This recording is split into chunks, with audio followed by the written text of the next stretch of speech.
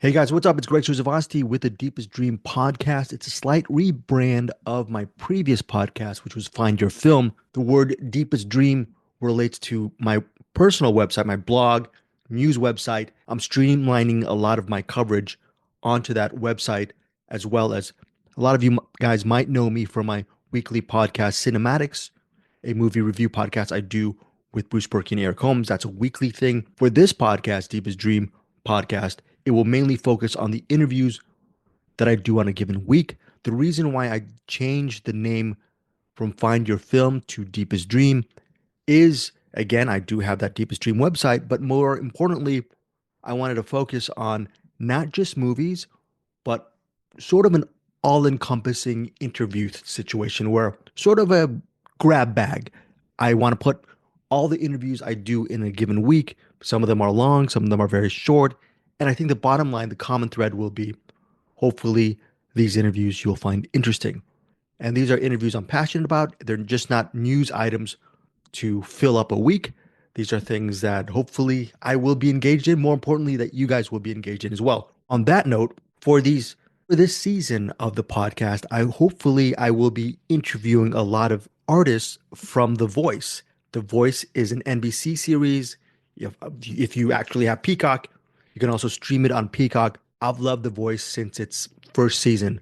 Truth to tell, I have not watched all of the seasons, but I have been a huge fan, and I actually covered the first couple of seasons on The Voice with interviews. Now, that was just the first couple of years. Now we're on season 27. I decided finally I wanted to just return and start interviewing a lot of these up and coming artists for The View. And yeah, I remember years ago, I really loved interviewing these up and coming artists. They would talk about their respective coaches and where they're from. I am a hermit, and that hermit theme will be running through a lot of these interviews I do, whether it's for The Voice or for my movies. I'm in this little room here in the San Fernando Valley, California, asking people about their craft, their journey, their passion, and especially for The Voice, where they're from, why they like their hometowns and where they were raised, all that stuff, because it gives me a window to the world that maybe I may never travel to. And hopefully I'll break out of my shell and start traveling to places and see some of these sites that a lot of the talent talk to me about. Now, episode 1 of Deepest Dream, I have interviews with Ricardo Moreno and also an interview with Britton Moore. First is my introduction for Ricardo Moreno, and then you're going to listen to the entire interview. It's about 9 to 10 minutes. Here, Ricardo Moreno, I'm reading from the bio given to me by the publicist of The Voice. They're doing a great job giving me talent, and hopefully that will continue on. Anyways, Ricardo Moreno, age 25, he's Team Buble. Quote, following his dad's footsteps, Ricardo Sr., he's a well-known musician in Mexico. That's Ricardo's father. Ricardo's musical journey began at age 9 when he won Tracy's Got Talent with a bold performance of the mariachi song La de la Mochila Azul. His victory earned him a spot at a San Francisco Glee singing camp where he received his first formal training. While currently working at Emergency Packout with his brother Alex, by the way, I did not ask him about Emergency Packout, and his cousin Alfredo, what they do is they help restore food and, no, they don't restore food. They help restore flood and fire damaged homes. Ricardo keeps his musical dreams alive by singing through his workday. In 2020, he launched a mariachi-focused TikTok account that recently went viral with 7.7 million views. Though rooted in Spanish music, Ricardo hopes to expand his repertoire to include R&B. So here's my interview with Ricardo. Really nice guy. He definitely talks about some of these things. Like I said, I did not ask about Emergency Packout, but he talks about the lessons he learned during his run on The Voice. He has a deep affection for his hometown of Tracy, California. Actually, it's not where he was born specifically, but I forget how many years. He's been living in Tracy, California for a while. I've never been there. I asked him about living in that area and getting support from his family and his loved ones and his friends there.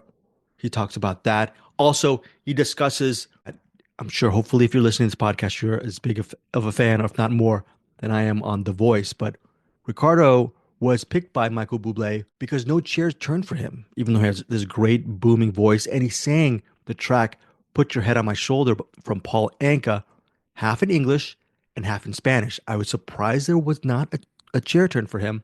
Ultimately, though, however, Michael Bublé chose him in the replay feature, meaning even though he didn't get any chairs, Ricardo Moreno was picked ultimately by Michael Bublé thanks to the replay option. I asked him about working with Bublé and then his stuff on the journey. It's a good interview. Tracy California stuff on him being a singer, how it's always been a dream for him.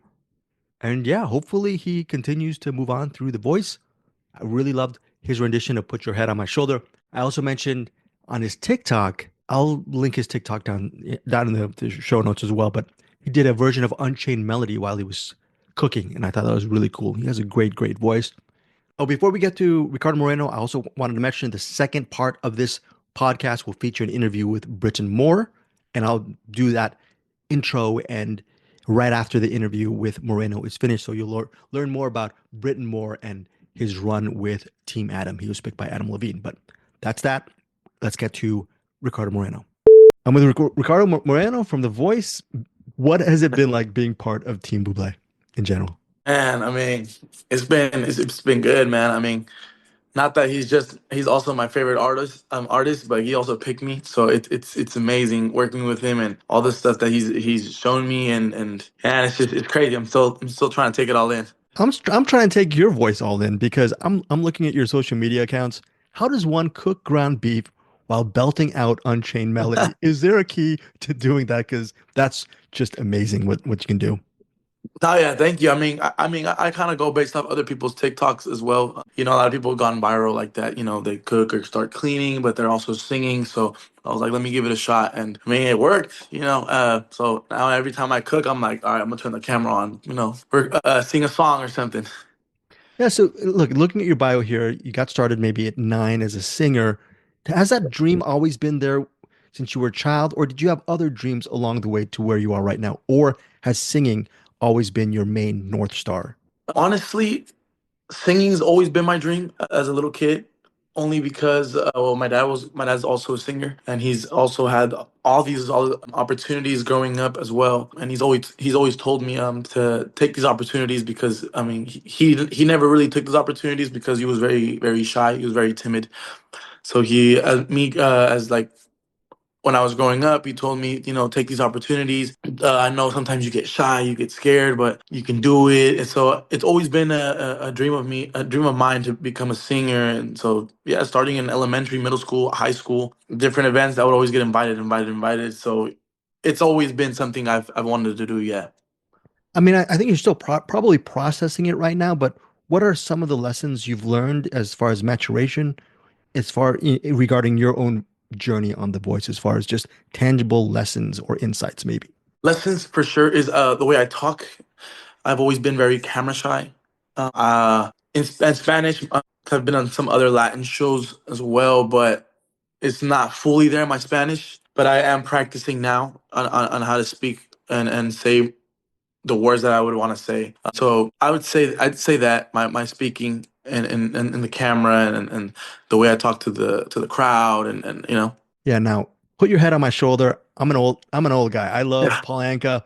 Can you just talk about the method behind that choice? Because you could have picked so many, I Yeah. guess, quote unquote safer songs, but you just went all out with that track. No, yeah. Put your head on my shoulders is a beautiful song. It's also in Spanish, so it kind of clicked in my head when I was thinking of a song.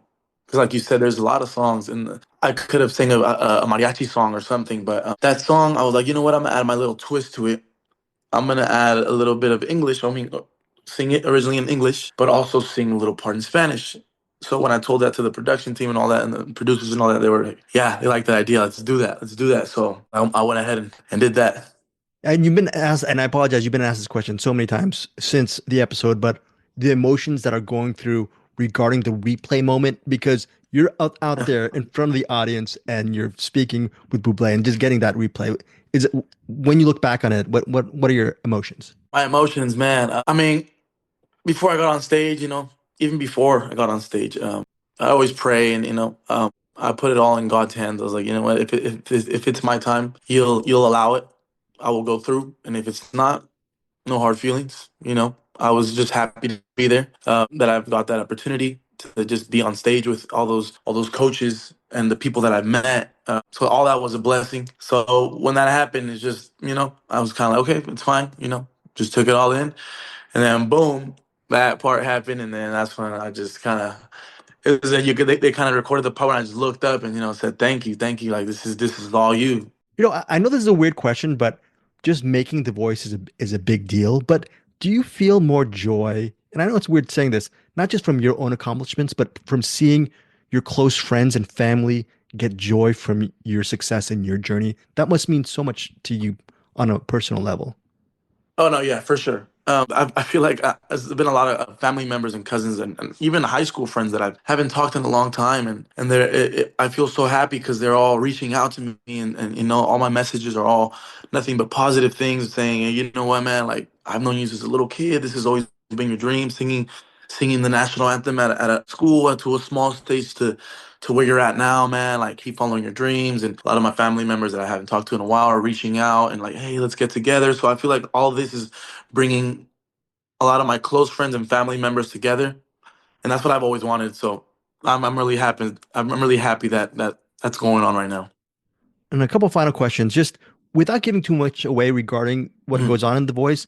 What is the workflow like on a weekly level? What are the challenges, or is it actually not as hard as the viewers think? As far as because I'm assuming it's a lot of work. So Definitely is a lot of work. I mean, you have to take care of your vocals. There's a lot of vocal lessons, the way how to use a lot of people was just thinking it's just sometimes you just gotta just sing the song. But there's a lot of other like high songs, lower songs. We gotta work with your diaphragm. I've learned a lot of new things off of the coaches there. So how to use, like I said, your diaphragm, your stomach, how to breathe properly. I didn't know you use your tongue singing. Like you gotta tuck in your tongue and some certain notes and close your mouth a little bit, open your mouth in certain areas. So it's all new to me as well too. So yeah, is it natural watching yourself on TV, or is it still kind of a weird thing seeing you out there? Is it's, that it's, another it's person when you're watching it? no, yeah, it's crazy. It's crazy, man.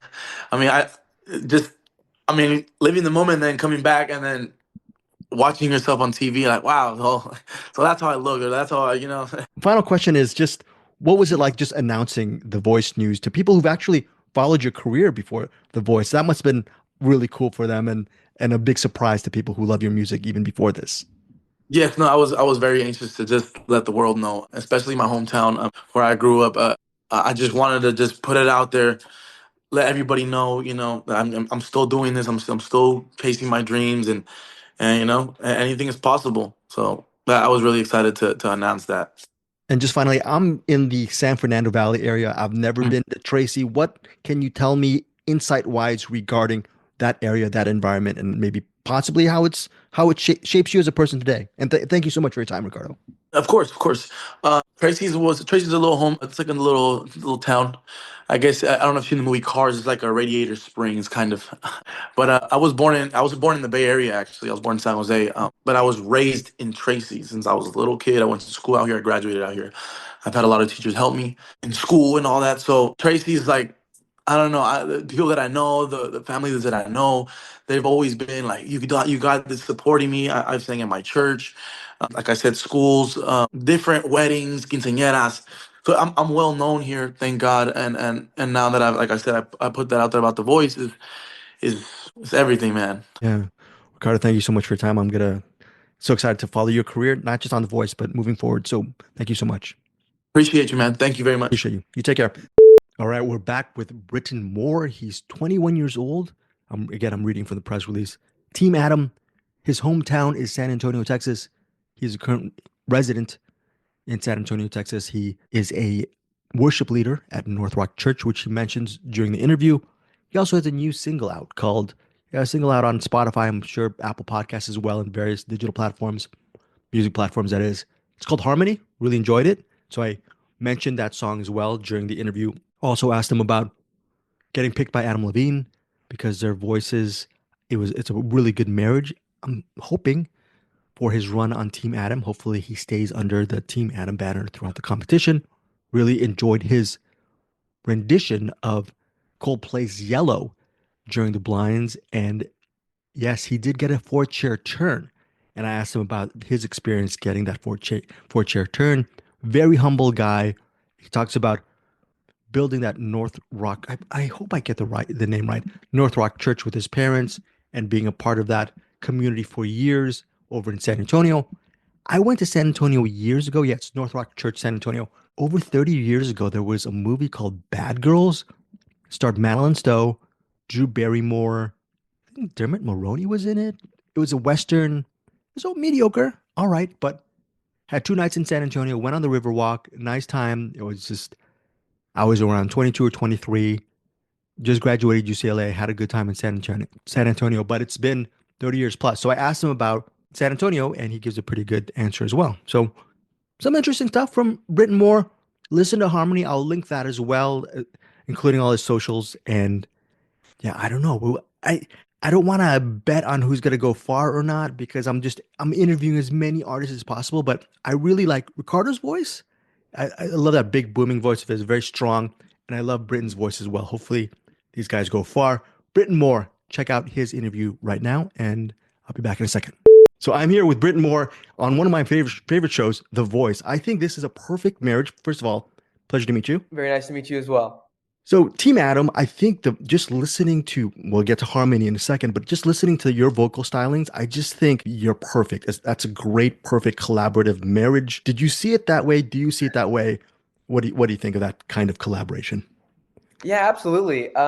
Thank you, first of all, for that. Adam Levine is a legend in my eyes, and well, all four coaches are really. But when it came to Adam turning around first, it was the first couple seconds, and then the very first words out of his mouth were something along the lines of, when I heard you go into your falsetto, you you kind of reminded me of how I do it.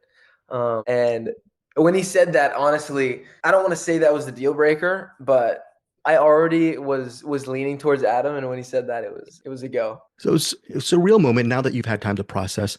It's hard getting on The Voice, obviously, right?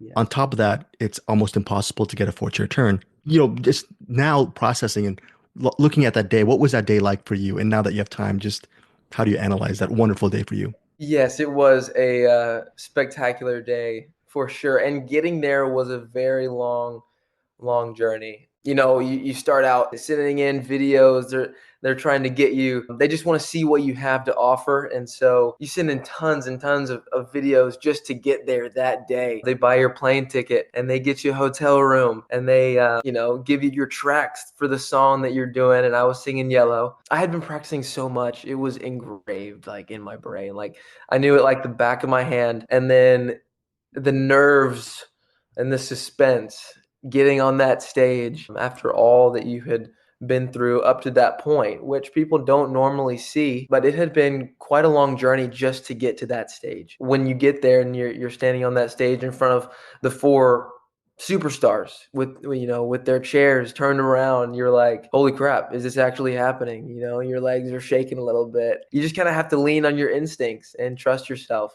And I had been praying about it a lot, and the Lord gave me strength to get up there and give it my all. So Well, on that note, Britton, you have a God-given talent and voice. On a practical level, what did you learn or what have you learned as an artist with your journey on The Voice? What are the tangible lessons, I suppose? absolutely, thank you for pointing that out. I do believe that God has given me this voice, and I fully intend to use it to share with people. It's not just for me. Sure, I have the voice, but it's not for me.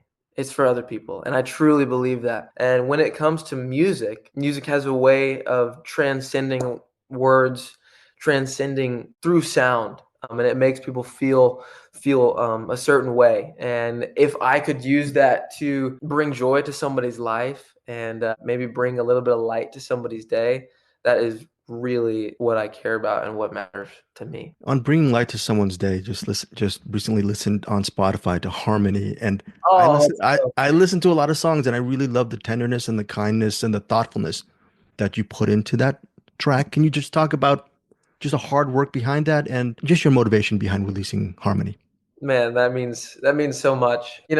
Writing and recording music has been a dream of mine. That's the ultimate goal. That's what these coaches do is write and record albums and records, and they go on tour and they play for people. And so Harmony was my very first release ever. And that song was written by me sitting down at my piano, which I'm not the best piano player, but it came together. I really want my music to reflect just a light. That's really what I want it to be, is a light for people. Releasing that music for everybody to hear is really special for me. No matter how well it does, I know that it's gone into somebody's ears and blessed somebody. So, yeah. Do you gain a lot of friends and community regarding just people, fellow artists that you meet along the way? Not just the coaches, you learn from them, of course, but just I'm sure these are possibly lifelong friendships that you're carving out. And how does that make you feel? Absolutely. It's an incredible feeling. You fly out to LA, you show up in the hotel, and there are all of these incredible artists who we all have something in common, and that is music. And so it's almost like you're automatically friends. Like it's like we're all in this unique experience together. And so you just create this bond like nothing else. And I still talk to a lot of artists from The Voice, and we have stayed in touch and became really close friends. And I hope to see them very soon. So I spend most of my life interviewing people from just different sorts of the entertainment field. So I'm in my room on virtuals all the time. So the only time I've been to San Antonio was maybe 2 nights for an interview junket Yeah. 30 years ago. There's San Antonio in your background. What is a hermit like me missing from revisiting San Antonio? What do you love about it? And what should I do once I get off the plane? Okay.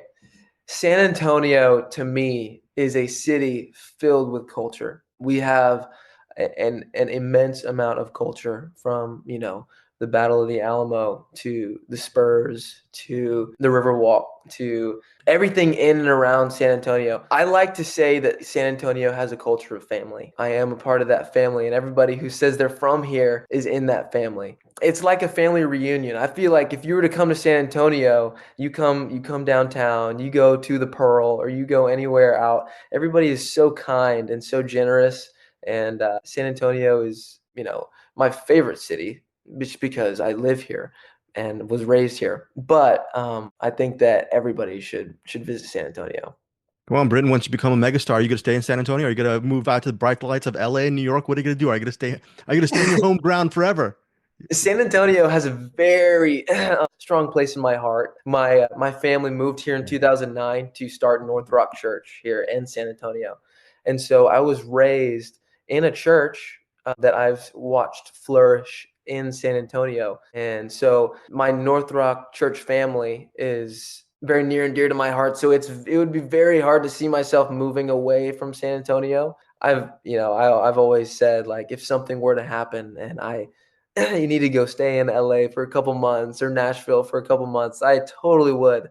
But I think I will always consider San Antonio my home base. Britton, final couple questions. If someone, no matter what age, really wants to get on The Voice, is trying it, so it is a long journey. What do you give people who actually ask you? Maybe they DM you, they ask you for some advice, and it's hard to give a blanket piece of advice. But what in general do you say to them? What are the key points? One of the key points that I would really point out for somebody trying to get on the show and succeed would be stop worrying and don't worry about the skill, if that makes sense. It's really about the heart. I truly believe that. One of the things that I learned on the show is that there are all different types of singers. Everybody has a unique way of singing, and it impacts people in different ways. So it's all about your heart and where you're coming from and what message you're trying to convey. And so I would just say stop. Don't worry about how to hit this certain note or this and that. Or I would just really focus on the message that you're trying to convey and feel it. Feel the music. All right, Britton, thank you so much for your time. Just final question is, what has it been like for you first as a youth watching your family build a church, spending years of worship, And I know selfishly, I want to ask you, how's that worship, years of worship and singing in the church, how has it not just affected your talent, but how has it impacted your life moving forward? And thanks again for your time. Absolutely. Thank you too. The church has been a rock for me, and my faith has been a rock for me. And growing up leading worship, my dad was a worship leader his whole life until we started the church, and he still is. But he recorded three worship albums. My mom was a choir director and a piano teacher in the church, and so music really grabbed my heart during worship. It is outside of worship as well, but that's where I really fell in love. And I get the privilege to sing most every weekend on stage in front of thousands of people each weekend, leading them in worship. And so my skills have grown over time as I've gotten older. But that's another place that I have found. It's all about the heart. It's all about the heart and your intent behind your voice. So yes. And thank you so much for your time. Congratulations on The Voice. And selfishly, I want you to get back to work so you can release more songs for me to listen to. So, on that. Two more coming soon. All right, you take care. Thank you. Thank you so much, Greg. All right, guys, please subscribe to my Deepest Dream podcast if you want more interviews. If you want to listen to more interviews with artists from The Voice, I will be having a lot more television interviews as well, interspersed. Right now, it's predominantly will be film interviews, but I'm going to move into television interviews as well. I'm also going to move into author interviews with this Deepest Dream podcast. I recently interviewed Mark Graney, and he is the author behind The Gray Man, and he has a new book out called Midnight Black, which comes out on Tuesday, February 18th. So I'll be having that podcast out midweek. I'm thinking around Wednesday, a day after the book's released. All that said, a lot of these audio interviews you get on the podcast, you can get the video version by subscribing to my YouTube channel, The Deepest Dream, as well. We have movie reviews there with my buddies Bruce and Eric over at Cinematics. I do that weekly show, Cinematics, with them. Also, there are all my interviews. So subscribe to that YouTube channel. If you want the audio experience, please subscribe to The Deepest Dream over here. As far as Find Your Film, I keep asking people about their favorite movies, and I'm thinking of keeping that other site, findyourfilms.com, alive, but that's way in the back burner right now. I'm going to be focusing mainly on The Voice, movies, and television, and hopefully you guys will get some value-added stuff from these interviews. Thanks again to Britton Moore and Ricardo Moreno for their time, and I'll see you at the next episode of Deepest Dream. Take care, guys. Bye.